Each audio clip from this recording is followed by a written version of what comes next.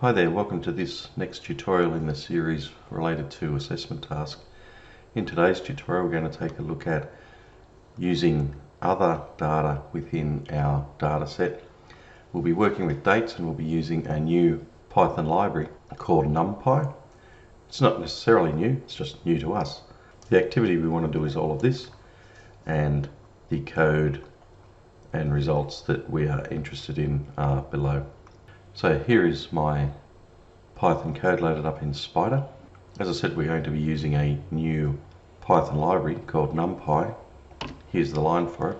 So just import Numpy as NP, has to be given a name, and that name will do because it's easy to remember. We're using matplotlib so that we can plot our graphs, and we're using pandas so that we can create our data frame and read our CSV file. So you'd be aware what this line is already doing, using pandas to read the CSV file. And what this next line is doing, which will be new to you, is we're going to be using the column called call date. We're going to get pandas to change that format to something called date time, and we'll talk more about that in a little while. Next in our code, we're going to get NP, in other words Numpy, to take a look at all of the unique days and return their count, where the count is true for that particular day, and return the weekday name. So it will return the weekday name, and it will return when that count is true for that particular day.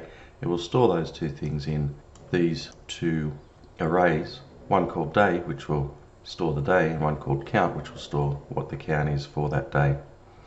We're going to get the code to print out the day and the count, and then we're going to plot that data in a line chart, and we're also going to plot it in a bar chart, two things which you would already be aware of. Now, just want you to pay attention, because what we are going to do is we're going to use the original Koala base as downloaded from the internet. So this original database you haven't been using, but you need to use it now because we want to see what sorts of errors can occur when using Python together with CSV files. When I run this,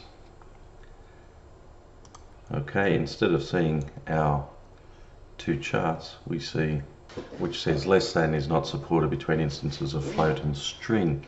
Now, you're not meant to know what this means right from the get-go. It's a little bit ambiguous.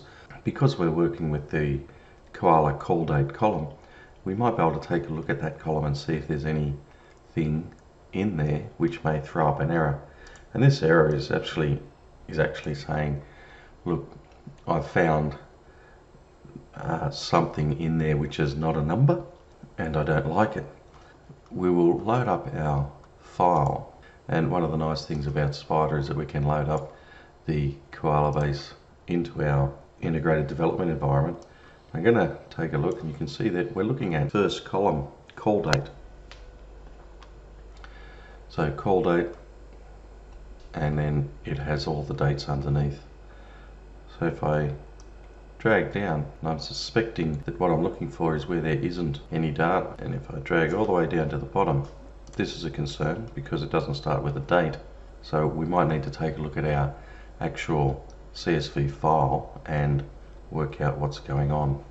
So I've loaded up the CSV file, and here's our call dates. And don't panic if you can see a bunch of hash marks. It just means that the data doesn't fit properly. So if we make our column a little bit wider, you can see that the dates now fit. Now I want to go right down to the very bottom, so the quickest way is just to remember what the last records are. And here we go. So we've got our final record. It has no date. Remember, we're looking at a date column, and we're telling Python to look at that and determine what the date is. And if there's no data in there, it's going to have a real difficulty determining what the date is. So I'm going to put a new date in here, and I don't know when this last record was inserted, but I'm just going to copy the date one up and paste it in. Then I need to make sure that I save my Koala base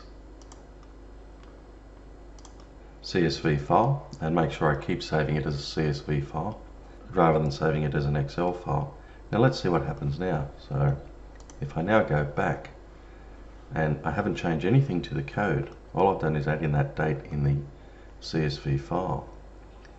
And if I now run my code,